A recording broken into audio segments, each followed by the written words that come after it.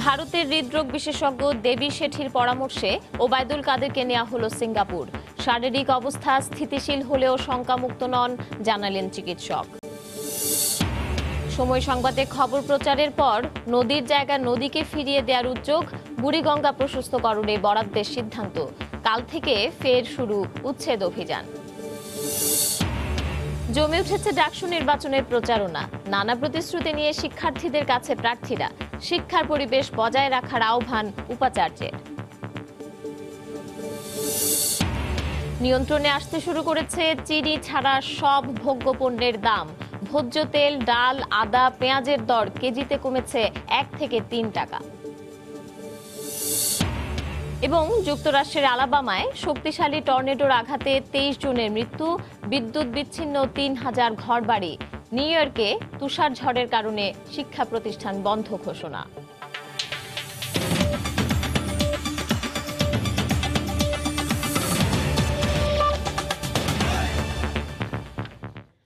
সময় সংবাদের সঙ্গে আছি আমি পারবিতা হিম। উন্নত চিকিৎসার জন্য সিঙ্গাপুরে নিয়ে যাওয়া হলো আওয়ামী লীগ সাধারণ সম্পাদক ওবায়দুল কাদেরকে। বিকেল 3:30টার দিকে বঙ্গবন্ধু শেখ মুজিব মেডিকেল বিশ্ববিদ্যালয় হাসপাতাল থেকে ওবায়দুল কাদেরকে বহনকারী অ্যাম্বুলেন্স হযরত শাহজালাল আন্তর্জাতিক বিমানবন্দরের উদ্দেশ্যে রওনা হয়। চিকিৎসকরা জানান, ভারতের বিখ্যাত হৃদরোগ বিশেষজ্ঞ দেবী শেঠির পরামর্শে ওবায়দুল কাদেরকে সিঙ্গাপুর নেওয়া হচ্ছে। সব মহলে দুদিনের উৎকণ্ঠা বঙ্গবন্ধু শেখ মুজিব মেডিকেলে দেশি বিদেশি চিকিৎসকদের নানামুখী তৎপরতার পর সিঙ্গাপুরের মাউন্ট এলিজাবেথ হাসপাতালে হতে যাচ্ছে আওয়ামী লীগ সাধারণ সম্পাদক ওবায়দুল কাদেরের বাকি চিকিৎসা। সোমবার বিকেলে উন্নত চিকিৎসার জন্য হযরত শাহজালাল আন্তর্জাতিক বিমানবন্দর থেকে ওবায়দুল কাদেরকে বহনকারী এয়ার অ্যাম্বুলেন্সটি রওনা করে সিঙ্গাপুরের উদ্দেশ্যে। এর আগে দুপুরে ওবায়দুল কাদেরের শারীরিক অবস্থা পর্যবেক্ষণ করতে বঙ্গবন্ধু শেখ মুজিব মেডিকেল বিশ্ববিদ্যালয় হাসপাতালে আসেন ভারতের বিখ্যাত কার্ডিয়াক সার্জন ডাক্তার দেবী শেঠি। পরীক্ষা করে দেখেন চিকিৎসা সংক্রান্ত রিপোর্ট।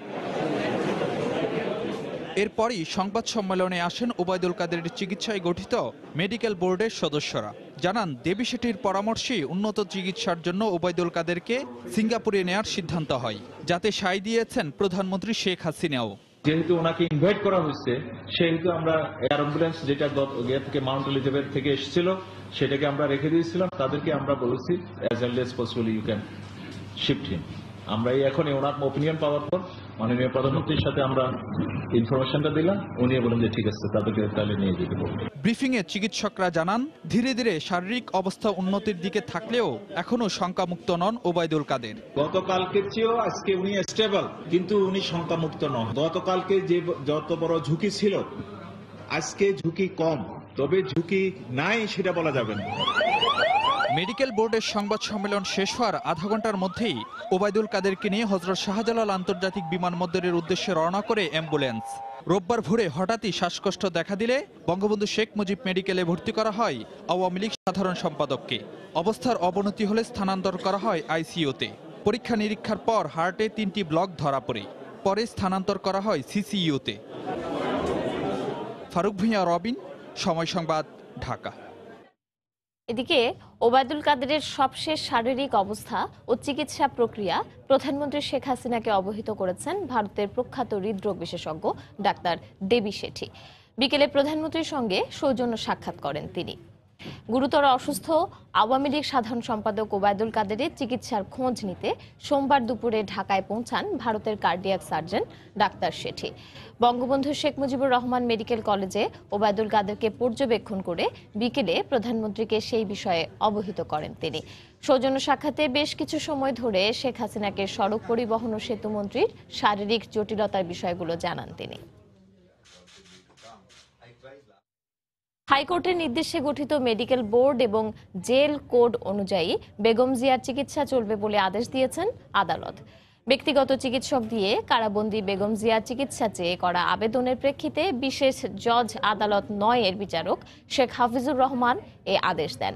আদালত আদেশে বলেন, যেহেতু উচ্চ আদালতের নির্দেশে মেডিকেল বোর্ড গঠিত হয়েছে এবং সেই বোর্ডের তত্ত্বাবধানেই বেগম জিয়ার চিকিৎসা চলছে, এ পর্যায়ে ব্যক্তিগত চিকিৎসক দিয়ে চিকিৎসা করার আদেশ দেওয়ার এখতিয়ার নেই আদালতের। এর আগে 2 দফা বেগম জিয়ার চিকিৎসা হয় বিএসএমএমইউতে। আবারও স্বাস্থ্যের অবনতি হলে ব্যক্তিগত চিকিৎসক দিয়ে কারাগারে চিকিৎসার আবেদন জানায় বেগম জিয়ার আইনজীবী। সময় সংবাদে খবর প্রচারের পর ঢাকার চারপাশে নদীর জায়গা উদ্ধারে উদ্যোগ নিয়েছে নৌ পরিবহন মন্ত্রণালয়। সংশোধন করা হয়েছে বুড়িগঙ্গা সহ 4টি নদীর তীরে অবকাঠামো নির্মাণ প্রকল্প। সকালে বুড়িগঙ্গা ও তুরাগ নদী তীরে উচ্ছেদ হওয়া এলাকা পরিদর্শন শেষে নৌ পরিবহন সচিব একথা জানান। খননের জন্য আলাদা বরাদ্দ রাখারও সিদ্ধান্ত নেওয়া হয়েছে। আগামীকাল থেকে ফের শুরু হবে নদী দখলদার উচ্ছেদে 12 দিনের অভিযান।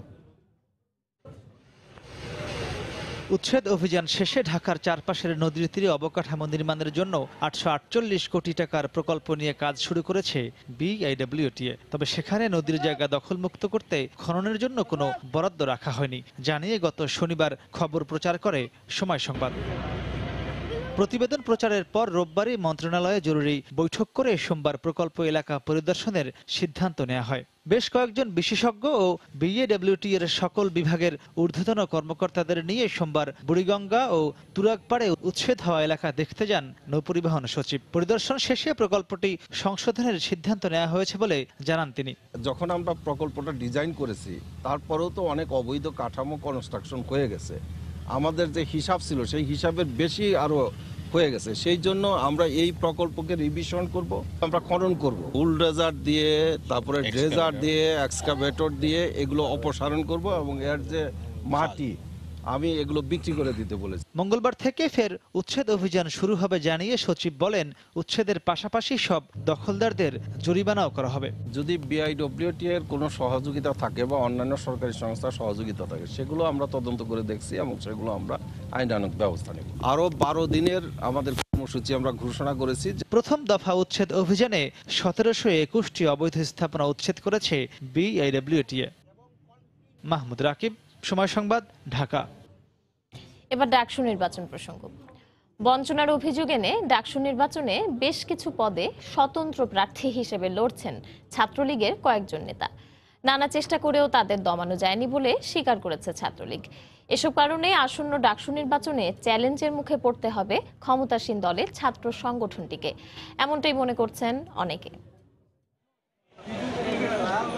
ডাকসু নির্বাচনের দিন তারিখ চূড়ান্ত হওয়ার পর থেকেই গুঞ্জন ওঠে ছাত্রলীগে ভাঙনের। কেন্দ্রীয় সংসদের সভাপতি, সাধারণ সম্পাদককে ডাকসুর শীর্ষ 2 পদের জন্য মনোনীত করার পর আলাদা প্যানেল ঘোষণা করে বিদ্রোহী একটি অংশ। তবে প্রধানমন্ত্রীর হস্তক্ষেপে সেই প্যানেল প্রত্যাহার করে নেয় বিদ্রোহীরা। তবে ক্ষোভের আগুন পুরোপুরি নেভাতে পারেনি ছাত্রলীগ। রোববার চূড়ান্ত প্রার্থী তালিকা ঘোষণার পর দেখা গেছে বেশ কিছু পদে ছাত্রলীগ ঘোষিত প্যানেলের বিরুদ্ধে প্রার্থী হয়েছেন সংগঠনটির বেশ কয়েকজন নেতা। তারা বলছেন, নিজ সংগঠনের পক্ষ থেকে ইতিবাচক সাড়া না পাওয়ায় তাদের এমন সিদ্ধান্ত। দলীয়ভাবে আমার এলাকাতে কাউকে দেয়নি, সে জায়গায় আমার এলাকায় গিয়ে ছাত্রলীগের প্যানেলের কেউ ভোট চাইতে যাবে এবং তারা এটা কতটুকু পজিটিভভাবে নেবে সেটা নিয়ে আমি সন্দিহান। যদি আমি যাই তাহলে তারা আমাকে অ্যাকসেপ্ট করবে। আমি ছাত্রলীগ থেকে চেষ্টা করেছি, কিন্তু ছাত্রলীগ আমাকে আসলে আমাকে যোগ্য মনে করেনি, তাই আমাকে ছাত্রলীগ নমিনেশন দেয়নি। প্রমাণ দিচ্ছে আমার যোগ্যতা ছিল, কিন্তু হয়তোবা কোনো নীতি নির্ধারণী ফোরামের কোনো ভুলের কারণে হয়তো আমি নমিনেশন পাইনি। আমার জন্য আরো বেশি ভালো হতো যদি ছাত্রলীগ থেকেই আমি মনোনয়ন পেতাম। আগামীতে যেন এটি না থাকে যে বয়সের মাধ্যমে যে নেতৃত্ব হবে না, এই বিষয়টা আমি সবচেয়ে বেশি জোর দিয়ে বলতে চাই। বর্তমান নেতৃত্ব স্বীকার করছে, নানাভাবে চেষ্টা করেও তারা আটকাতে পারেননি এসব প্রার্থীকে। সবাই সবার মতো বোঝে এবং তারা সর্বোচ্চ বিদ্যাপীঠে পড়ে এবং নেতৃত্ব গুণাবলীর বিকাশের জায়গা এটা। যারা দাঁড়িয়েছে তারা দাঁড়াবে এবং তারা যদি বিজয়ী আসতে পারে আমরা তাদেরকে স্বাগত জানাবো। বিশ্লেষকরা বলছেন, বিভক্তির কারণে আসন্ন নির্বাচনে ক্ষতির মুখে পড়তে হবে ক্ষমতাসীন দলের ছাত্র সংগঠনটিকে। ছাত্রলীগের যে প্যানেল, এই প্যানেলে তো ক্ষতিগ্রস্ত তারা হবেই। ছাত্রলীগের বিপক্ষে কোনো শক্তিশালী রাজনৈতিক দল বা জোট থাকে তাহলে তো বটেই। আর যদি সেরকম জোট বা দল না থাকে বা তাদের শক্তি ক্ষীণ হয় তাহলে হয়তো নিজেরাই প্রতিদ্বন্দ্বিতা করবে। 11 মার্চ অনুষ্ঠিত হবে বহুল কাঙ্ক্ষিত ডাকসু নির্বাচন। নোমান আব্দুল্লাহ, সময় সংবাদ, ঢাকা। এদিকে জমে উঠেছে ডাকসু ও হল সংসদ নির্বাচনের প্রচারণা। নানা প্রতিশ্রুতি নিয়ে শিক্ষার্থীদের কাছে ভোট চাচ্ছেন প্রার্থীরা। এদিকে ডাকসু নির্বাচন সফল করতে ছাত্র ছাত্রী ও সংশ্লিষ্ট সবার সহযোগিতা চেয়েছেন উপাচার্য। এবং এর নবাব নওয়াব আলী চৌধুরী সিনেট ভবনে ডাকসু নির্বাচনের প্রস্তুতি নিয়ে শিক্ষার্থীদের উদ্দেশ্যে বক্তব্য রাখেন উপাচার্য। এ সময় ডাকসু নির্বাচনের প্রার্থী, হল প্রাধ্যক্ষ ও রিটার্নিং কর্মকর্তারা উপস্থিত ছিলেন। উপাচার্য জানান, নির্বাচন সফল করতে বিশ্ববিদ্যালয় বদ্ধপরিকর। ক্যাম্পাসে বিদ্যমান শান্তিপূর্ণ সুশৃঙ্খল পরিবেশ যাতে কোনো ক্রমেই বিঘ্নিত না হয় সে বিষয়ে বিশ্ববিদ্যালয় প্রশাসন, বিশেষ করে প্রক্টোরিয়াল টিম সতর্ক থাকবে। বিশেষ সহায়তা প্রদানের জন্য আইন শৃঙ্খলা রক্ষাকারী বাহিনীকে অনুরোধ জানানো হয়েছে। উপাচার্যের বক্তব্যে হতাশ সরকার বিরোধী সংগঠনগুলো। সুষ্ঠু নির্বাচন অনুষ্ঠানে বিশ্ববিদ্যালয় প্রশাসনের আন্তরিকতার অভাব দেখছেন তারা। সাংবাদিক প্রার্থী কারো বক্তব্য গ্রহণ না করেই তিনি উঠে গেলেন এবং এইটাই প্রকাশ করে যে তারা কোনো কথা শুনতে চান না। বিশ্ববিদ্যালয় প্রশাসন যে ধরনের বিমাতাসুলভ আচরণ করছে, এটার আমরা তীব্র নিন্দা জানাই। প্রার্থী যারা আছে তাদের কাছ থেকে কিছু শুনুক তারা, কিন্তু সেই জায়গাতে তারা আসলে আমাদের কথাগুলো শুনেনি। তারপরে আমরা তাদের কাছে কথাগুলো আমরা পৌঁছে দেওয়ার চেষ্টা করেছি। এদিকে প্রচার প্রচারণায় জমে উঠেছে ক্যাম্পাস। সাধারণ শিক্ষার্থীদের কাছে টানার চেষ্টা করছেন প্রার্থীরা। ডাকসুতে স্বতন্ত্র জিএস প্রার্থী আসিফুর রহমানকে সমর্থন দিয়েছে কুয়েত মৈত্রী হলের স্বতন্ত্র প্রার্থীরা। স্বপ্নের ঢাকা বিশ্ববিদ্যালয় তৈরির প্রত্যয় আমরা নিয়েছি, সেটা আমাদের পুরো প্যানেল যদি বিজয়ী হয় তাহলে অবশ্যই পূরণ করতে পারবে। আমাকে স্বাধিকার স্বতন্ত্র পরিষদ প্রথমে সমর্থন জানিয়েছে, রোকেয়া পরিষদ সমর্থন জানিয়েছে, আজকে বাংলাদেশ কুয়েত মৈত্রী পরিষদ হল পরিষদ আমাকে সমর্থন জানিয়েছে। এছাড়া নির্বাচনী ইশতেহার তুলে ধরেছে স্বতন্ত্র জোট। সম্পাদক যারা আছে তাদের ইকরাম হুসাইন, সময় সংবাদ, ঢাকা। গুরুতর অসুস্থ ওবায়দুল কাদেরের রোগ মুক্তি কামনা করে দেশবাসীর দোয়া চেয়েছে মন্ত্রিসভা। সকালে প্রধানমন্ত্রী শেখ হাসিনার সভাপতিত্বে অনুষ্ঠিত মন্ত্রিপরিষদের নিয়মিত বৈঠকে এই আহ্বান জানানো হয়। আজকের বৈঠক থেকে বাংলাদেশ ক্রীড়া শিক্ষা প্রতিষ্ঠান আইন 2019-এর খসড়ায় নীতিগত অনুমোদন দেয় মন্ত্রিসভা। বৈঠকে গত 14 থেকে 16 ফেব্রুয়ারি জার্মানিতে প্রধানমন্ত্রীর সফর সম্পর্কে মন্ত্রিসভাকে অবহিত করা হয়। এছাড়া সভার শুরুতেই গত 20 ফেব্রুয়ারি রাতে চকবাজারের চুড়িহাট্টায় আগুনে নিহত ও 21-এ পদকপ্রাপ্ত জ্ঞানের ফেরিওয়ালা পলান সরকারের মৃত্যুতে দুটি শোক প্রস্তাব গৃহীত হয়। প্রধানমন্ত্রীর কার্যালয়ে মন্ত্রিপরিষদের বৈঠক শেষে সচিবালয়ে বিস্তারিত তুলে ধরেন মন্ত্রিপরিষদ সচিব মোহাম্মদ শফিউল আলম। আওয়ামী লীগ নেতা অ্যাডভোকেট কামরুল ইসলাম এমপি বলেছেন, মুক্তিযুদ্ধের মূল্যবোধ ও চেতনা বুকে নিয়ে এগিয়ে গেলে দেশ উচ্চতার শিখরে আরোহণ করবে। শিক্ষার্থীদের মুক্তিযুদ্ধের সঠিক ইতিহাস জানাতে শিক্ষকদের প্রতি আহ্বান জানান তিনি। কেরানীগঞ্জ গার্লস স্কুল অ্যান্ড কলেজের বার্ষিক ক্রীড়া প্রতিযোগিতা অনুষ্ঠানে তিনি একথা বলেন। শিক্ষার্থীদের অংশগ্রহণে প্যারেড পরিদর্শন করেন তিনি। পরে স্কুল মাঠে আয়োজিত আলোচনা সভায় বক্তব্য রাখেন কামরুল ইসলাম। মাদক, বাল্যবিবাহ ও প্রশ্ন ফাঁস সহ সামাজিক অবক্ষয় রোধে সবাইকে এগিয়ে আসার আহ্বান জানান তিনি।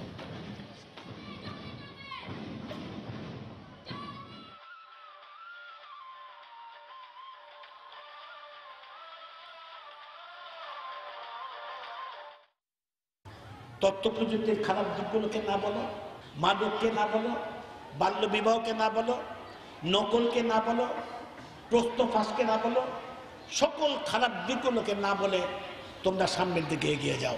মুক্তিযুদ্ধের চেতনা, মুক্তিযুদ্ধের মূল্যবোধ এবং মুক্তিযুদ্ধের অর্জনগুলোকে লালন করে যদি আমরা এগিয়ে যাই, ইনশাল্লাহ আমরা একদিন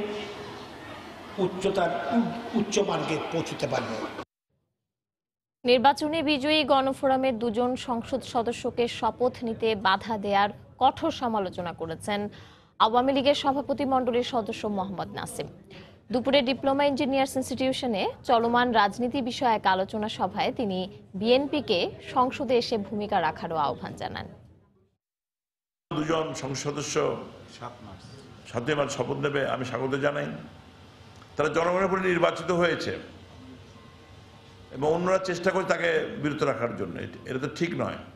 অনেকে তো আবার খুব প্রতিদ্বন্দ্বিতা করে নির্বাচিত হয়েছে আওয়ামী লীগকে পরাজিত করে। তাহলে কিভাবে আপনারা তাদের বাধা দিচ্ছেন? পার্লামেন্টে তারা আসুক, কথা বলুন। বিএনপিকে অনুরোধ করবো, আপনারা পার্লামেন্টে আসুন। আপনাদের একমাত্র পথ আছে পার্লামেন্টে এসে কথা বলা। এটা আপনারা বলেন, আমাদের কঠোর সমালোচনা করেন, ভুল ত্রুটি ধরিয়ে দেন। নির্বাচন কমিশনের কর্মকর্তাদের মধ্যে দৃঢ়তা নেই বলে উল্লেখ করেছেন প্রধান নির্বাচন কমিশনার KM নুরুল হুদা। তিনি বলেন, কর্মকর্তারা সুষ্ঠু নির্বাচনের কথা বললেও কোনো কোনো ক্ষেত্রে তার ব্যত্যয় ঘটেছে। সকালে রাজধানীর আগারগাঁওয়ের নির্বাচন প্রশিক্ষণ ইনস্টিটিউটে দিনব্যাপী প্রশিক্ষণ কর্মশালার উদ্বোধনী অনুষ্ঠানে তিনি একথা বলেন। সেরকম অবস্থানে সেরকম সেই দৃঢ়তা নিয়ে এখন পর্যন্ত সকলে প্রস্তুত হতে পারেননি। শুধু বলছে স্যার আমরা সুষ্ঠু নির্বাচন করবো, ভালো নির্বাচন করব, কিন্তু কোথাও কোথাও দেখা গেছে কোনো কোনো ক্ষেত্রে যেরকম তারা বলেছে সেরকম নির্বাচন হয়নি। দেখছেন সময় সংবাদ। Click switch 50,000 bar on of করা যায় নিশ্চিন্তে। ক্লিক সুইচ চলছে, চলবে। বিমান ছিনতাই চেষ্টার ঘটনায় গঠিত তদন্ত কমিটির আবেদনে তদন্ত প্রতিবেদন প্রকাশের সময় আরও 7 কর্মদিবস বাড়ানো হয়েছে বলে জানিয়েছেন বেসামরিক বিমান পরিবহন ও পর্যটন সচিব মোহাম্মদ মহিবুল হক। বিকেলে সচিবালয়ে সময় সংবাদকে এই তথ্য জানান তিনি বলেন, তড়িঘড়ি করলে সব তথ্য জানা যাবে না। বিমান ছিনতাই ঘটনায় সংশ্লিষ্ট সব পক্ষকে জিজ্ঞাসাবাদ করে প্রকৃত তথ্য জানতে সময় লাগবে। প্রাথমিক তদন্তে নিরাপত্তার দায়িত্বে নিয়োজিতদের অবহেলার প্রমাণ পাওয়ায় 6 জনকে সাময়িক বরখাস্ত করা হয়েছে বলে জানান তিনি। গত 24শে ফেব্রুয়ারি বিমান বাংলাদেশ এয়ারলাইন্সের ঢাকা থেকে চট্টগ্রাম হয়ে দুবাইগামী ফ্লাইটটি মাঝপথে ছিনতাইয়ের কবলে পড়ে। কমান্ডো অভিযানে কথিত ছিনতাইকারী পলাশ আহমেদ নিহত হলেও ছিনতাইয়ের ঘটনার সফল পরিসমাপ্তি হয়। এই ঘটনায় 5 সদস্যের তদন্ত কমিটি গঠন করেছে বেসামরিক বিমান পরিবহন ও পর্যটন মন্ত্রণালয়। প্রতিবেদনটা আমরা প্রকাশ করতে আরেকটু সময় লাগবে। আপনি জানেন এখানে টেকনিক্যাল অনেকগুলো বিষয় আছে। শুধুমাত্র আমাদের হযরত শাহজালাল যে এয়ারপোর্ট আছে এখানে যারা জড়িত তাদের সাক্ষাৎকার নিলে হবে না, এটা চট্টগ্রামে যেতে হবে। তারা আইন শৃঙ্খলা বাহিনীর যারা দায়িত্ব পালন করেছে তাদের সাথেও কথা বলতে হবে, কোন প্রেক্ষিতে কিভাবে তারা গুলি করেছে এই বিষয়গুলো আমরা দেখেছি। আসলে এটা সময় সাপেক্ষ ব্যাপার। আমি যতটুকু জেনেছি তারা আরও আমাদের কাছে 7 দিন সময় চেয়েছে, 7 কর্মদিবস তদন্তের জন্য। তারা চট্টগ্রামে যাবে, তারা তাদের সাথেও কথা বলবে, একটু সময় দরকার হবে। প্রাথমিক তদন্তের প্রেক্ষিতে আমরা কিছু কর্মচারীকে আমরা চাকরি থেকে সাময়িক বরখাস্ত করেছি, যারা বডি সার্চের সাথে জড়িত ছিল, যারা স্ক্যানিং মেশিন যাদের দেখার দায়িত্ব ছিল, যারা সুপারভাইজের দায়িত্ব ছিল, এগুলো আমরা তাদেরকে সাময়িক বরখাস্ত করেছি। অর্থের যোগান পেতে জঙ্গিরা এখন ডাকাতির পথ বেছে নিয়েছে বলে জানিয়েছে পুলিশ। রাজধানী থেকে ডাকাত দলের 12 সদস্য ও হরকাতুল জিহাদের 2 সদস্যকে আটকের পর এ তথ্য জানান গোয়েন্দা পুলিশের অতিরিক্ত কমিশনার আব্দুল বাতেন। এদিকে আলাদা অভিযানে রাজধানীর উত্তরা থেকে ডাকাত চক্রের 9 জনকে আটক করে র্যাব। পুলিশ জানায়, রোববার রাতে রাজধানীর ধোলাইপাড়ে ব্যাংক ডাকাতির প্রস্তুতির সময় 12 জনকে আটক করে গোয়েন্দা পুলিশ। ডাকাত দলের সদস্য আতিকের দেয়া তথ্যের ভিত্তিতে হরকাতুল জিহাদের 2 সদস্যকে রামপুরা থেকে আটক করা হয়। আটককৃতদের কাছ থেকে আগ্নেয়াস্ত্র ও গান পাউডার জব্দ করা হয়। পুঁজি সদস্য হাফিজ ও মামুন জঙ্গি সংগঠনের অর্থের যোগান দিতে ডাকাতির অর্থ খরচ করত। সকালে রাজধানীর মিন্টু রোডে ডিএমপি মিডিয়া সেন্টারে এ বিষয়ে ব্রিফিং করেন গোয়েন্দা পুলিশের অতিরিক্ত কমিশনার আব্দুল বাতেন। ডাকাত দল যাদেরকে তারা অস্ত্র দিয়ে ডাকাতি করার কথা বলেছে তাদের সবাইকে আবার তাদের যে মূল উদ্দেশ্য সেটা আবার প্রকাশ করে নেই। তাৎক্ষণিকভাবে ক্যাশ সংগ্রহ করা যায় কিংবা এমন কোনো ম্যাটেরিয়ালস যেটা খুব ভ্যালুয়েবল স্বর্ণ টাইপের, যেগুলো বিক্রি করে টাকা পাওয়া যাবে, এই ধরনের প্রতিষ্ঠান তারা টার্গেট করে। এই টাকার 30% ওই যে যাদেরকে অস্ত্র সরবরাহ করেছে তারা নিয়ে যায় এবং সাংগঠনিক কাজে ব্যয় করে। এদিকে রোববার রাতে রাজধানীর দিয়াবাড়ি থেকে সংঘবদ্ধ ডাকাত চক্রের মূল হোতাসহ 9 জনকে আটক করে। দিয়াবাড়িতে ঘুরতে যাওয়া মানুষদের টার্গেট করে রাতের আধারে ডাকাতি করত দলটি। আটককৃতদের কাছ থেকে আগ্নেয়াস্ত্র, কার্তুজ সহ ডাকাতির বিভিন্ন সরঞ্জাম এবং তাদের ব্যবহৃত কয়েকটি মোবাইল ফোন জব্দ করা হয়। দলের মূল হোতা স্বাধীন সহ অন্যরা ইয়াবা সেবনকারী ও ইয়াবার টাকা জোগাড়ের উদ্দেশ্যেই ডাকাতি করত বলে জানায় র্যাব। প্রাথমিকভাবে আমাদেরকে যেটা জানিয়েছে প্রাথমিক জিজ্ঞাসাবাদে সেটা হচ্ছে 4টা উপায় তারা এই ডাকাতিগুলো করতো। দিনের বেলাতে যারা বেড়াতে আসতো তাদেরকে তারা রাতে হলেই তারা ডাকাতিটা করত। তারা গাড়িতে থাকা অবস্থায় তারা ডাকাতি করত, লোহা জাতীয় কিছু জিনিস ফেলে তারা ডাকাতিটা করত এবং গাড়িতে ডিম মেরেও তারা এই ডাকাতিগুলো করত। র্যাব ও পুলিশ কর্তৃক আটককৃতদের বিরুদ্ধে অস্ত্র আইনে ও সন্ত্রাস দমন আইনে মামলা দায়েরের পর আদালতের হাতে সোপর্দ করা হয়। এমআর আমিন, সময় সংবাদ, ঢাকা। আইন শৃঙ্খলা রক্ষা বাহিনীর নজরদারি এড়াতে চোরাকারবারিরা সোনা পাচারের জন্য এবার ঢাকা চট্টগ্রাম মহাসড়ক বেছে নিয়েছে। চট্টগ্রাম থেকে ঢাকায় পাচারের সময় একদিনেই ধরা পড়েছে প্রায় 35 কোটি টাকা মূল্যের 700 সোনার বার। এ ঘটনায় 4 জন বহনকারীকে আটক করা হলেও ধরাছোঁয়ার বাইরে রয়ে গেছে মূল হোতারা। কমলদের রিপোর্ট।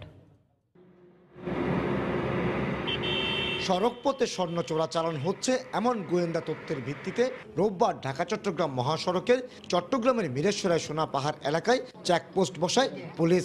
সন্দেহ হয় একটি প্রাইভেট কার আটকের পর তল্লাশি চালানো হয়। এই সময় প্রাইভেট কারের বিভিন্ন অংশে পাওয়া যায় 60টি প্যাকেট। এসব প্যাকেট খুলে জব্দ করা হয় 600টি স্বর্ণের বার, যার বাজার মূল্য প্রায় 30 কোটি টাকা। আগে আকাশপথে স্বর্ণের চোরাচালান হলো, মহাসড়কে এত বড় চালান আটকের ঘটনা এবারই প্রথম। কোনো কারণে তারা রুট পরিবর্তন করে থাকতে পারে, তাই এই বিষয়টা আমরা তদন্তে দেখব। যারা চোরাচালানকারী তারা মনে করতে পারেন যে মহাসড়কে তো কখনো চেকিং হবে না বা এই বিষয়টা কল্পনায় আসবে না, এই কারণে হয়তো তারা এটা চুজ করতে পারে। একই সময় নগরীর সিআরবি এলাকায় গোয়েন্দা পুলিশের হাতে ধরা পড়ে আরও একটি স্বর্ণের চালান। অপর একটি প্রাইভেট কারে পাওয়া যায় 5 কোটি টাকা মূল্যের 100টি স্বর্ণের বার। আইন শৃঙ্খলা বাহিনীর নজর এড়াতে নতুন এ রুট বলে মনে করছেন এই গোয়েন্দা কর্মকর্তা।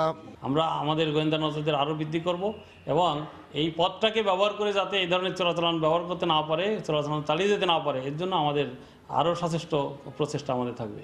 দুটি চালানের ঘটনায় আটক করা হয়েছে 4 জন বহনকারীকে, কিন্তু নানা কৌশলের কারণে ধরাছোঁয়ার বাইরে রয়ে গেছে মূল হোতারা। মূলত মোবাইল ফোনে চলছিল এই চোরাচালান, জানিয়েছে পুলিশ। মোবাইলের মাধ্যমে তারা ইনস্ট্রাকশন পায়, ওই গাড়িটা নিয়ে ঢাকা যাচ্ছিল এবং গাড়িটা বাইতুল মোকাররমের সামনে গিয়ে তারা যেটা বলতেছে যে একইভাবে ইনস্ট্রাকশন পাবে যে আপনারা গাড়িটা রেখে চলে যান। স্বর্ণের চালান আটকের ঘটনায় নগরের কোতোয়ালি এবং জেলার জোরারগঞ্জ থানায় আলাদা দুটি মামলা করা হয়েছে। প্রাথমিক পরীক্ষায় দেখা গেছে উদ্ধারকৃত স্বর্ণের বারগুলো একেবারেই নিখাত, অর্থাৎ 24 ক্যারেটের। এবার চূড়ান্ত পরীক্ষা এবং আদালতের নির্দেশনা অনুযায়ী এই স্বর্ণের বারগুলি পাঠিয়ে দেওয়া হবে বাংলাদেশ ব্যাংকে। কমল দে, সময় সংবাদ, চট্টগ্রাম। নিরাপদ বাংলাদেশ গড়তে মাদক ও জঙ্গিবাদের বিরুদ্ধে বর্তমান সরকারের কঠোর অবস্থান চলমান থাকবে বলে জানিয়েছেন পুলিশের মহাপরিদর্শক মোহাম্মদ জাবেদ পাটোয়ারি। দুপুরে ময়মনসিংহের সার্কিট হাউস রোডে পুলিশ অফিসার্স মেস সহ বিভিন্ন স্থাপনার উদ্বোধন শেষে একথা বলেন তিনি। কেউ যদি মাদক ব্যবসা ছেড়ে স্বাভাবিক জীবনে আসতে চায় তাকে আমরা সেই সুযোগ দিয়েছি এবং দিব। যদি আপনারা স্বাভাবিক জীবনে ফিরে না আসেন, সেই জন্য কঠোরতম যে ব্যবস্থাগুলো আছে আইনের আওতায় থেকে আমরা সেই জায়গাটিতেই যাব যে জায়গাটিতে আমরা আছি এখন, এবং এটি চলমান থাকবে যতদিন পর্যন্ত আমরা এই যুদ্ধে জয়ী না হব। এখনও বিভিন্ন জায়গায় কিন্তু জঙ্গি বিরোধী কার্যক্রম চলছে, থেমে নেই, এবং এই ব্যাপারেও আমাদের অবস্থান জিরো টলারেন্স। রাজধানীর বিভিন্ন এলাকায় আবাসিক ভবন থেকে কারখানা সরানোর অভিযান শুরুর মাত্র 4 দিনের মাথায় প্রশ্ন উঠেছে অভিযানের বিভিন্ন দিক নিয়ে। সময় মতো বের না হওয়া, বিভিন্ন সংস্থার প্রতিনিধিদের উপস্থিত না হওয়া সহ বিভিন্ন অভিযোগ পাওয়া গেছে। এদিকে সমন্বয়হীনতার কথা স্বীকার করে অভিযানে গঠিত টাস্ক ফোর্সের সভাপতি এবং সিটি কর্পোরেশনের প্রধান বর্জ্য কর্মকর্তা এয়ার কমোডোর জাহিদ হোসেন বলেন, বিভিন্ন কারণে অভিযানে কিছুটা সমস্যা হচ্ছে। শাহরিয়ার জামান দ্বীপের বিশেষ রিপোর্ট। নগর ভবনের ঘড়ির কাঁটায় তখন সকাল 10:30। তখনও টাস্ক ফোর্সের বেশিরভাগ সদস্য নগর ভবনে এসে পৌঁছায়নি, অথচ প্রত্যেকদিন ঢাকা দক্ষিণ সিটি কর্পোরেশনের অভিযান শুরুর সময় দেওয়া হয় সকাল 10:30টায়। সবশেষ সকাল 11:30টায় নগর ভবন থেকে বের হয় টাস্ক ফোর্সের অভিযানিক দল। 12টায় শুরু হয় অভিযান। বিভিন্ন সংস্থার আপত্তির মুখে মাত্র 2 ঘন্টা পর দুপুর 2টায় শেষ করে দেওয়া হয় অভিযান। এদিকে সমন্বয়হীনতার কথা স্বীকার করে অভিযানে গঠিত টাস্ক ফোর্সের সভাপতি এবং সিটি কর্পোরেশনের প্রধান বর্জ্য কর্মকর্তা এয়ার কমোডোর জাহিদ হোসেন বলেন, বিভিন্ন কারণে অভিযানে কিছুটা সমস্যা হচ্ছে। সামান্য একটু সমন্বয়হীনতা বলবো না, 2-1টি দপ্তর থেকে আমাদের এখানে টিমের সাথে যোগ দিতে একটু বিলম্ব হয়। এদিকে বিভিন্ন কারখানার মালিক এবং শ্রমিকরা জানান, আগে থেকে তাদেরকে কারখানা ছেড়ে যাওয়ার নোটিশ দেওয়ার কথা থাকলেও কোনো ধরনের নোটিশ দেওয়া হয়নি তাদের। আপনাদের কে বলছিল যে এখানে রাখা যাবে না? না, এই ধরনের কোনো কথা আমাদের বলে নাই। 400 বছর ধরে আমাদের ঢাকা পুরান ঢাকাটা তৈরি হয়েছে, এটা আপনার একদিনে বললে তো সরে যাওয়া সম্ভব না, এটার জন্য একটু সময় দিতে হবে। বুঝতে হবে দাহ্য পদার্থটা কি, এইটার উপরে ডিপেন্ড করে যেগুলো দাহ্য পদার্থ এগুলো আপনারা উঠিয়ে দেন। অভিযানের 4র্থ দিনে রাজধানীর পুরান ঢাকা ও হাজারীবাগের 19টি কারখানায় অভিযান চালিয়েছে টাস্ক ফোর্স। এ সময় 16টি কারখানার গ্যাস, পানি ও বিদ্যুৎ সংযোগ বিচ্ছিন্ন করা হয়। সময় দেওয়া হয়েছে, এটা পুরান কথা, গত মাসের 24 তারিখে তাদের বলা হয়েছে, এবং যেদিন আগুন লেগেছে তারপরে থেকে মাইকিং হচ্ছে। কোনো প্লাস্টিক গোডাউন, কোনো কেমিক্যালস গোডাউন আবাসিক এলাকায় থাকে। এখন পর্যন্ত অভিযান চালানো ৬৬টি কারখানার মধ্যে ৬৩টির বিদ্যুৎ, পানি ও গ্যাসের সংযোগ বিচ্ছিন্ন করা হয়েছে। কারখানা সরিয়ে নেওয়ার কারণে 4টি কারখানার গ্যাস, পানি ও বিদ্যুৎ সংযোগ ফিরিয়ে দেওয়া হয়। শাহরিয়ার জামান দ্বীপ, সময় সংবাদ, ঢাকা। ঠাকুরগাঁওয়ে অজ্ঞাত রোগে মৃত একই পরিবারের 5 জনের মধ্যে একজনের শরীরে নিপাহ ভাইরাসের অস্তিত্ব পাওয়া গেছে বলে জানিয়েছে স্বাস্থ্য অধিদপ্তর। একই কারণে অপর 4 জনের মৃত্যু হয়েছে বলে ধারণা করা হচ্ছে। সকালে স্বাস্থ্য অধিদপ্তরের রোগতত্ত্ব ও রোগ নিয়ন্ত্রণ গবেষণা ইনস্টিটিউট IEDCR এর পরিচালক অধ্যাপক ডাক্তার মির্জাদি সেব্রিনা ফ্লোরা এ তথ্য জানান। এর আগে সংস্থাটি থেকে পাঠানো বিজ্ঞপ্তিতে বিস্তারিত তুলে ধরা হয়। গত 9 ফেব্রুয়ারি ঠাকুরগাঁওয়ের বালিয়াডাঙ্গার মরিচপাড়া এলাকায় আবু তাহের নামের একজনের হঠাৎ মৃত্যু হয়। প্রথমে এটি স্বাভাবিক মৃত্যু ধারণা করলেও 20 ফেব্রুয়ারি তার মেয়ে জামাই হাবিবুর রহমান সহ ওই পরিবারের আরও 3 জনের মৃত্যু হয় রংপুর মেডিকেলে। পরে অনুসন্ধানে নামে IEDCR এর একটি দল। নমুনা সংগ্রহের পর আবু তাহেরের শরীরে নিপাহ ভাইরাসের উপস্থিতি শনাক্ত করেন বিশেষজ্ঞরা। বাকি 4 জন মারা যাওয়ার খবর আমাদের কাছে আসার আগেই তারা আসলে মারা গেছে, যার জন্য তাদের স্যাম্পল নেওয়া যায় নাই। কিন্তু 5ম যে মারা গেছে অনুসন্ধান থেকে বেরিয়ে এসেছে, তাকে হাসপাতালে নিয়ে যাওয়ার সময় যারা গাড়িতে ছিল তাদের মধ্যে 3 জন মারা গেছে, আর একজন মারা গেছে হচ্ছে তার স্ত্রী। তার মানে উনি তাকে হয়তো সেবা শুশ্রূষা করেছেন। তার মানে যারা তার সাথে ক্লোজ কন্ট্যাক্টে এসেছে এই 4 জন পরবর্তীতে অসুস্থ হয়ে মারা গেছে। শাহজাহানপুর রেলওয়ে কলোনির ভবনের গা ঘেঁষেই অবৈধভাবে গড়ে উঠেছে হাজার খানেক বস্তিঘর, শত শত বাণিজ্যিক দোকানপাট, ভ্যান, রিকশার গ্যারেজ। এই অবস্থায় কলোনির জায়গা উদ্ধারের দাবি জানিয়েছেন এখানে বসবাসকারীরা। নাজমুস সালিহের 3 পর্বের ধারাবাহিকের আজ 2য় পর্ব। ক্যামেরায় ছিলেন খলিলুর রহমান। শাহজাহানপুরে 25 একর জায়গা জুড়ে রেল কলোনির 80% চলে গেছে দখলদারদের হাতে। অলিগলি, রাস্তা, বাসার প্রবেশ মুখ, বাদ নেই কোনো ফাঁকা জায়গা। কর্মচারী ভবনের গা ঘেঁষে সামনে পিছে গড়ে উঠেছে শত শত স্থায়ী দোকানপাট। দোকান এটা ভাড়া নিছি আমি, মালিকের নাম এটা তো মনে করেন তো নাই, এই এলাকাতে নাই, আরো দূরে থাকে। ভাড়া নিছি, সবাই নিচ্ছে, সুবিধা নিছি আমি। শুধু এখানেই শেষ নয়, বসতঘরের সাথে দখলদাররা গড়ে তুলেছে 50-এর অধিক রিকশা, ভ্যান ও মোটর গ্যারেজ। আছে ভাঙারির ব্যবসা। যে যেভাবে পেরেছে দখল নিয়ে গড়ে তুলেছে হাজার খানেক বস্তিঘর। প্রতি মাসে আমরা ঘর ভাড়া দিই 3000 টাকা। একজন আছে লাটমিয়া, বাড়ির নাম, ওনাকে দিই। এমন একটা জায়গা নাই যেখানে বস্তির ঘরগুলো আছে, আমাদের খুবই অসুবিধা হয়। এখানে নেশা করবে, এখানে প্যাথেটিক নিবে, সবকিছু এখানেই করবে। এই পিছনে আছে, ওই পাশে আছে। কলোনি জুড়ে বহিরাগতদের দখল আর অবাধ নিয়ন্ত্রণে অরক্ষিত হয়ে পড়েছে কলোনি। তাই দখল হওয়া জমি উদ্ধারের দাবি শ্রমিক নেতাদের। রাস্তাঘাটের সমস্যা হচ্ছে, বৃষ্টি হলে পানি জমে যায়। এই দখলের কারণেই তাদের বহিরাগতভাবে আমরা কর্মকর্তারা কথা বলতে পারতাছি না। এখন এইটাকে উচ্ছেদ করা উচিত এই মুহূর্তে। কলোনির জমি দখলের বিষয়টি নিয়ে কথা বলতে গেলে প্রথমে বিরক্ত হন মন্ত্রী, পরে রেগে ওঠেন তিনি। না আপনি গেছেন, কিন্তু এই ডিমান্ডটা আপনি করছেন কেন? আপনি করছেন কেন? এই ডিমান্ডটা করার কথা ওইখানে যারা আমার রেলের লোকজন যাদের অসুবিধা হচ্ছে তাদেরও কথা বলার কথা। আপনি এই খবরটা দিয়ে হোয়াট ইজ ইউর পারপাস? এই ধরনের সাংবাদিকতা কিন্তু আমি যেটা মনে করি এটা কিন্তু খুব স্মল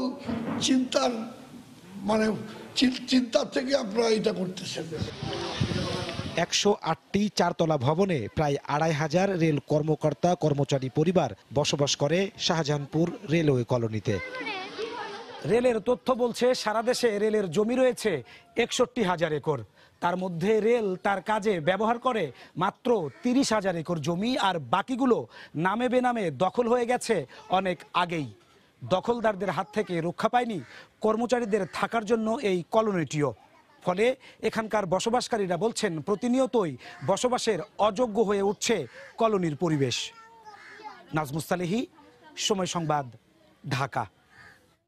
আন্তর্জাতিক বাজারে বুকিং রেট কমতে থাকায় দেশের বাজারে শুধু চিনি ছাড়া বাকি সব ভোগ্যপণ্যের দাম নিয়ন্ত্রণে আসতে শুরু করেছে। বিশেষ করে ভোজ্য তেল, ডাল এবং আদা ও পেঁয়াজের মতো ভোগ্যপণ্যের দাম 1 সপ্তাহের ব্যবধানে কেজিতে 1 থেকে 3 টাকা পর্যন্ত কমেছে। কমলদের আরও একটি রিপোর্ট। শীত পেরিয়ে গরমের মৌসুম আসতে শুরু করায় বাড়তে শুরু করেছে সোয়াবিনের বিপরীতে পাম অয়েল এবং সুপার সোয়াবিনের চাহিদা। কিন্তু বুকিং রেট কমতে থাকায় সব ধরনের ভোজ্য তেলের দামও নিয়ন্ত্রণে আসছে। কেজি প্রতি 2 থেকে 3 টাকা কমে গেছে। আন্তর্জাতিক বাজার কমাতে এখানে আমাদের আভ্যন্তরীণ বাজারও কমে গেছে এবং সাথে সাথে খুচরা বাজারও কমে গেছে। ভারত থেকে লাগামহীনভাবে আমদানি হওয়ায় সাধারণ মানের প্রতি কেজি পেঁয়াজ বিক্রি হচ্ছে 8 থেকে 10 টাকা দরে। রসুনের দাম সামান্য বাড়লেও কমেছে আদার দাম। রসুনটা আমদানি কম, তাই গত সপ্তাহে ছিল 70-72, এই সপ্তাহে আছে 78 থেকে 80 টাকা। শীতকালীন সবজির কারণে ডালের চাহিদা কম, ফলে কয়েক সপ্তাহ ধরে সব ধরনের ডালের দাম কমেছে। মসুর ছিল 47 করে, এখন এটা 46 করে চলতেছে। আর মুগ ডাল ছিল আমাদের কাছে 72 টাকা, এখন এটা 1 টাকা কমে 71 করে চলতেছে। প্রায় 2 মাস হতে চললো নিয়ন্ত্রণে আসছে না চিনির দাম। এই সপ্তাহ পাইকারি পর্যায়ে প্রতি কেজি চিনির দাম বেড়েছে 50 পয়সা করে। ডেলি মাল ডেলি পাওয়া যায় না, এখানে একটু 20 টাকা 10-20 টাকা বেড়ে গেছে। প্রতিদিন 500 থেকে 700 কোটি টাকার লেনদেন হয় দেশের সবচেয়ে বড় ভোগ্য পণ্যের বাজার চট্টগ্রামের চাকতাই, আসাদগঞ্জ ও খাতুনগঞ্জে। দেশের ভোগ্য পণ্যের বাজার পুরোপুরি আমদানি নির্ভর হওয়ায় ইন্টারন্যাশনাল বুকিং রেটের সরাসরি প্রভাব পড়ে এখানকার বাজারে। তাই ভোগ্য পণ্যের দাম স্থিতিশীল রাখার জন্য উপযুক্ত সময়ে ভোগ্য পণ্য আমদানির ব্যাপারে ব্যবস্থা নেওয়ার জন্য ব্যবসায়ীরা সরকারের প্রতি আহ্বান জানাচ্ছেন। চট্টগ্রামের খাতুনগঞ্জ থেকে কমল দে, সময় সংবাদ। বিদেশি ক্রেতাদের জন্য পোশাকের ন্যূনতম দাম নির্ধারণ করে দেওয়ার পরিকল্পনা করছে পোশাক রপ্তানিকারকদের সংগঠন বিজিএমইএ। পোশাকের উৎপাদন ব্যয় বাড়ার সঙ্গে সঙ্গে দীর্ঘদিন ধরে বিদেশি ক্রেতাদের কাছে দাম বাড়ানোর দাবি করে আসছেন পোশাক ব্যবসায়ীরা। তবে প্রতিযোগিতামূলক বাজারে এমন পরিকল্পনা বাস্তবায়ন খুব একটা ইতিবাচক ফল আনবে না বলে মনে করেন বিশ্লেষকরা। সানবীর রূপলের রিপোর্ট। রানা প্লাজা দুর্ঘটনার পর থেকে বাংলাদেশের তৈরি পোশাক যেন এক বন্ধুর পথ পার করছে। উদ্যোক্তাদের কারখানার পরিবেশ উন্নয়ন করতে অ্যাকর্ড অ্যালায়েন্সের প্রেসক্রিপশন বাস্তবায়নে ব্যয় হয়েছে বেশ। জিএসপি বাতিল করেছে যুক্তরাষ্ট্র, কয়েকবার আলোচনায় এসেছে ইউরোপীয় জিএসপি সুবিধা নিয়েও। 2012 সালের পর থেকে 2 বার বাড়ানো হয়েছে শ্রমিক মজুরি। বিজিএমএ বলছে এই সময়ের মধ্যে পোশাক শিল্পে উৎপাদন ব্যয় বেড়েছে 20% বেশি। 2014 থেকে 18 পর্যন্ত যুক্তরাষ্ট্রের বাজারে পোশাকের দাম কমেছে 11.72%, আর ইইউ বাজারে 0.22%। অন্যদিকে নানা কারণে অন্তত 1200 কারখানা বন্ধ হয়ে গেছে। যদি আমাদের টিকে থাকতে হয় 3টা বিষয়কে আমাদের অ্যাড্রেস করতে হবে। আমাদের প্রোডাক্টিভিটি বাড়াতে হবে, আমাদের বায়ারদেরকে প্রাইস বাড়াতে হবে এবং সরকারের নীতি সহায়তা আমাদের খুব বেশি দরকার। এমন পরিস্থিতিতে পোশাকের দাম বাড়াতে কাজ করছে বিজিএমইএ। চায়নাতে যখন সে কোনো একটা আইটেম অর্ডার দেয় তখন তার মাইন্ডসেট হলো একরকম, সে ভিয়েতনামে যখন দেয় আরেক রকম, ইন্ডিয়ায় যখন দেয় আরেক রকম, বাংলাদেশে আসলে তার মাইন্ডসেটটা হয়ে যায় আরেক রকম। এটার বিষয়ে আমরাও কিছুটা কিন্তু দায়ী এটার জন্য। বেঞ্চমার্ক করার জন্য অতীতে চেষ্টা করেছি কিন্তু আমরা সাকসেসফুল হই নাই। এখন আমি মনে করি সময় আসছে আমাদের প্রতিটা আইটেমের এর নিচে যেতে পারবে না, একটা বেঞ্চমার্ক প্রাইস, ফ্লোর প্রাইস করে দেওয়ার সময় আসছে। তবে বিশ্লেষকরা বলছেন বিভিন্ন ক্যাটাগরিতে পোশাকের ন্যূনতম দাম বেঁধে দেওয়ার চেয়ে কারখানার ডাটাবেস করে সংগঠনগুলো দাম বাড়ানোর দাবি জোরালো করতে পারলে ভালো ফল হবে। এক্সেস ক্যাপাসিটি যতক্ষণ থাকবে ততক্ষণ আসলে সিলিং করেও হোক বা না করেও হোক আসলে প্রাইস নেগোসিয়েশন করা ডিফিকাল্ট। এদিক থেকে আমার মনে হয় যে এক্সেস ক্যাপাসিটি থেকে ধীরে ধীরে বেরিয়ে আসা দরকার, যাতে একটা নির্দিষ্ট মাত্রায় একটা এক্সেস ক্যাপাসিটি থাকে, বাড়তি যেন না হয়। অতিরিক্ত এক্সেস ক্যাপাসিটির কারণেই আসলে আমরা প্রাইস নেগোসিয়েশন হেরে যাচ্ছি। বিশ্ববাজারে পোশাক রপ্তানিতে চীনের পরেই বাংলাদেশের অবস্থান। এরই মধ্যে চীন উচ্চ দরের পোশাক রপ্তানির দিকে ঝুঁকছে, আর তুলনামূলক কম দামের পোশাক রপ্তানিতে বাংলাদেশের প্রতিদ্বন্দ্বী হয়ে উঠছে ভিয়েতনাম, কম্বোডিয়ার মতো দেশ। সানবীর রূপল, সময় সংবাদ, ঢাকা। দেখছেন সময় সংবাদ। আরএফএল এর রেইনবো পেইন্টস, জাদুই জানে। রেইনবো পেইন্টস, ছড়াও জীবনের রং। অনুন্নত যোগাযোগ ব্যবস্থার কারণে কৃষি পণ্যের ন্যায্য দাম থেকে বঞ্চিত চরের কৃষক। অন্যদিকে পর্যাপ্ত শিক্ষা ও স্বাস্থ্য সেবার অভাব আর বন্যা, ভাঙনের মতো দুর্যোগে পিছিয়ে পড়ছে চরাঞ্চলের খেটে খাওয়া মানুষগুলো। তাদের ভাগ্য ফেরাতে সরকারের বিশেষ নজর প্রয়োজন বলে মত বিশেষজ্ঞদের। রংপুরের চরাঞ্চল ঘুরে এসে তারিকুল ইসলামের ক্যামেরায় হেদায়েতুল ইসলাম বাবুর প্রতিবেদন। ছবির মতো সুন্দর মায়াবী গ্রাম, সমতল ভূমি নয়, এভাবেই বালুচরে সংসার পেতে এখানে চলে বেঁচে থাকার লড়াই। ভাঙ্গা গড়ার নিত্য সংগ্রামে অপরাজিত চরবাসীর কঠোর পরিশ্রমে ফসল ফলে ঠিকই, কিন্তু নানা অব্যবস্থাপনার কারণে দাম পান না তারা। ধান, ভুট্টা, তামাক, পাট, এগুলো যে বাদাম, আলু, এগুলো যে আবাদ করতেছি, কিন্তু ন্যায্য মূল্য বাজার পাইতেছি না। পেটের দায়ে এখন মনে কর কি করি, বসে থেকে তো লাভ নাই। ধানে 500 টাকা মন, 600 টাকা মন, দুইটা মানুষ নিবার গেলে 600 টাকা আটে না, আবার খোয়া লাগে। চরাঞ্চলের সহজ সরল মানুষগুলো গায়ে গতরে খাটলেও বন্যা, খরা, নদী ভাঙ্গনের মতো প্রাকৃতিক দুর্যোগ ধুয়ে মুছে নিয়ে যায় সারা বছরের সঞ্চয়। ফলে দরিদ্রতা থেকে মুক্তি মেলে না তাদের। এই নদীর কারণে এই কারণে হয়েছে, তো নাতেন আমার বাপ দাদুর ভূমি সম্পত্তি আছে বাবা, বাচ্চা কাচ্চা নিয়ে, গরু ছাগল এগুলো নিয়ে কি খুব কষ্ট হয়। নদীগুলো আছে দুই পাশে, যদি সরকার বাঁধ দেয় বন্যাও হবে না, নদী ভাঙনও থাকবে না। দিন রাত যে মানুষগুলো মাথার ঘাম পায়ে ফেলে বালুচরে সোনা ফলায়, সেই মানুষগুলোর জীবনমান উন্নয়ন ও মৌলিক অধিকার বাস্তবায়নে সরকারের সুষ্ঠু পরিকল্পনা গ্রহণ করা প্রয়োজন বলে মনে করেন বিশেষজ্ঞরা। চরের মানুষদের জন্য বিশেষ প্রকল্প গ্রহণ করে চর ব্যবস্থাপনায় যদি আমরা নজরদারিতে না আসতে পারি, তাহলে কিন্তু চরের মানুষের ভাগ্যের পরিবর্তন ঘটবে না। সরকারি কোনো একটা কর্তৃপক্ষ যেটা শুধু চরকে নিয়ে ভাববে, আমি ডিস্ট্রিক্ট বা অন্য আদার্স যে ডোনেশন আসে বা যে বরাদ্দগুলো আসে আমাদের, সেটা দিয়ে চরের ডেভেলপ হবে না। তবে প্রবীণ এই পার্লামেন্টারিয়ান বলছেন, চরের উন্নয়নে আলাদা বোর্ড গঠনের বিষয়টি প্রধানমন্ত্রীর বিবেচনায় আছে। চরাঞ্চলের জন্য চরাঞ্চলের ডেভেলপমেন্ট অথরিটি বা বোর্ড হবে না কেন? আমি যতটুকু জানি বিষয়টি মাননীয় প্রধানমন্ত্রীর সক্রিয় বিবেচনাধীন আছে। ন্যাশনাল চর অ্যালায়েন্সের তথ্য মতে রংপুর বিভাগের 5 জেলা সহ দেশের 41টি জেলায় সহস্রাধিক চর ও দ্বীপচর রয়েছে। এসব চরে প্রায় কোটি মানুষের বসবাস। হেদায়েতুল ইসলাম বাবু, সময় সংবাদ, রংপুর। রাজশাহীর পুঠিয়ায় বার্নই নদীতে রাবার ড্যাম বদলে দিয়েছে 3 উপজেলার কৃষি জমির উৎপাদন। পর্যাপ্ত পানি পাওয়ায় ধান সহ অন্যান্য ফসল উৎপাদনে খরচ কমেছে কৃষকের। অধিক উৎপাদনে সুদিন এসেছে 42,000 কৃষি পরিবারে। ভূগর্ভস্থ পানির মজুদে রাবার ড্যাম গুরুত্ব রাখায় বরেন্দ্র অঞ্চলকে ঘিরে অন্যান্য নদীতেও ড্যাম স্থাপনের পরিকল্পনা নিয়েছে বরেন্দ্র বহুমুখী উন্নয়ন কর্তৃপক্ষ। হাবিবুর রহমান পাপ্পুর ক্যামেরায় রাকিবুল হাসানের প্রতিবেদন। এক সময়ের নিষ্ফলা এই জমিগুলো এখন সারা বছর ফসল দিচ্ছে। বড় মৌসুমে পড়ে থাকা প্রান্তর বদলে গেছে। অনেকটা বিরান ভূমিতে এখন ভুট্টা, ধান, গম আর মশলা জাতীয় ফসলে সবুজের এই সমারোহ। রাজশাহীর পবা, বাগমারা, পুঠিয়া, দুর্গাপুরের ওপর দিয়ে বয়ে চলা বার্নয় নদীতে 2 বছর আগে স্থাপিত রাবার ড্যামের গুণে এ চিত্র। নদীতে এই ড্যাম স্থাপনের ফলে 53 কিলোমিটার দীর্ঘ বার্নয় নদীর 40 কিলোমিটারেই সারা বছর পানি পাচ্ছে কৃষক। প্লেয়ারটা এখন অনেক উপরেই থাকে, খুব সহজে সেচগুলো দিতে পারি। পানি পাচ্ছি, ফসলে উচ্চ ফলনশীল ফসল পাইছি। প্রতি বিঘাকে 1000 টাকা খরচ হচ্ছে, আর পুরোটা আমাদের লাভ।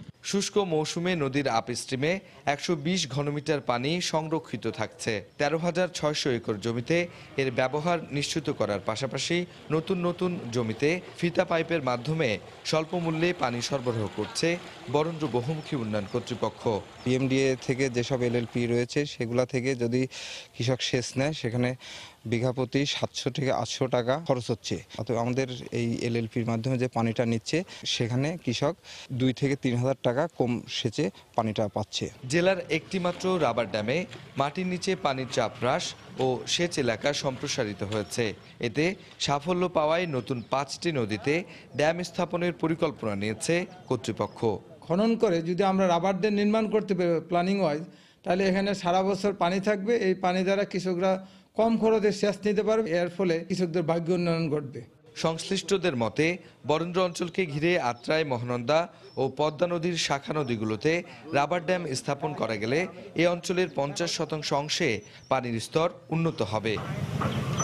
রাকিবুল হাসান, সময় সংবাদ, রাজশাহী। এ পর্যায়ে শীর্ষ সংবাদ জানিয়ে দিচ্ছি আরেকবার। ভারতের হৃদরোগ বিশেষজ্ঞ দেবী শেঠির পরামর্শে ওবায়দুল কাদেরকে নেওয়া হলো সিঙ্গাপুর।